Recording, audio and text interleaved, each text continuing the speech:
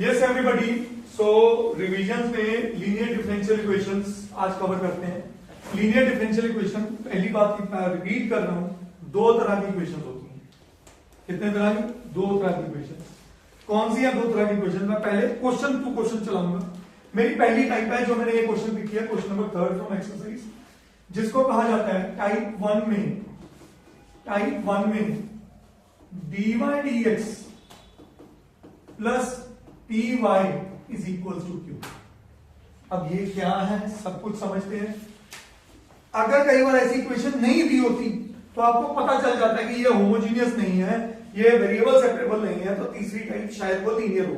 तीन ही टाइप है हमारे सिलेबस में, ठीक है। तो वो क्या है, dy dx plus py is equal to q। इसके अंदर जो p है या तो ये कांस्टेंट है या तो ये फंक्शन इन x है। सिमिलरली q भी या तो कांस्टेंट है या फंक्शन इन x है। मेरा पहला step.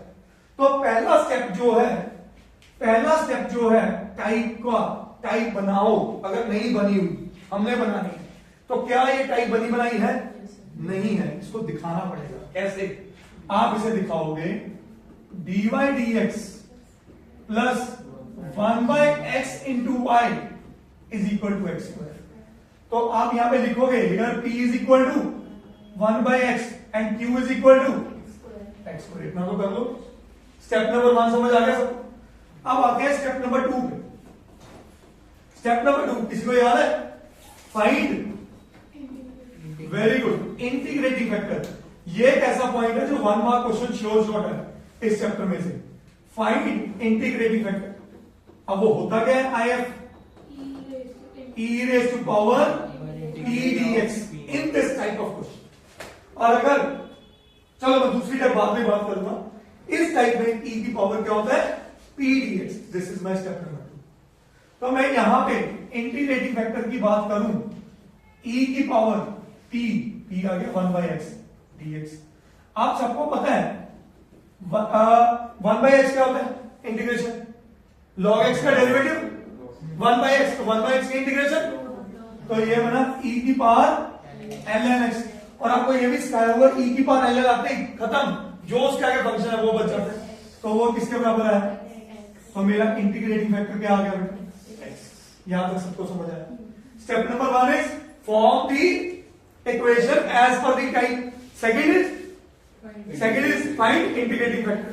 Third step and the last step, हाँ जी, third, what is the last step? Solution of differential equation. ठीक है जी, सॉल्यूशन ऑफ डिफरेंशियल इक्वेशन।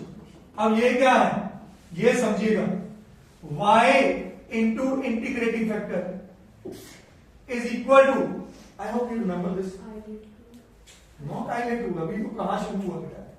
पहले तो सोल्यूशन लिखना है। सोल्यूशन क्या लिखना है? y into integrating factor integration q into integrating factor dx। क्या है बात समझे? कुछ नहीं, इसमें वैल्यू पुट करनी है। अब y, अब मेरा सोल्यूशन क्या निकला? सोल्यूशन निकला y as it is, integrating factor कौन है? हाँ जी, x is equal to integration का साइन q लगा दो। q क्या है? x square into integrating factor x, इसकी इंटीग्रेशन। तो x y, x स्क्वायर का integration, integrating factor x cube का इंटीग्रेशन, क्योंकि x क्यूब बन चुका ना। तो x y is equal to x की पावर 4/4 प्लस, क्या ये बात समझ आई? बोलिए। और आप इसको ये भी लिख सकते हो, y is equal to x की power 3/4 plus c upon x। Is that clear? आप चाहे आंसर यहां छोड़ दीजिए, चाहे आंसर यहां ले जाइए, और c/x को आप लिख सकते हो capital C, where it is equal to cx minus 1।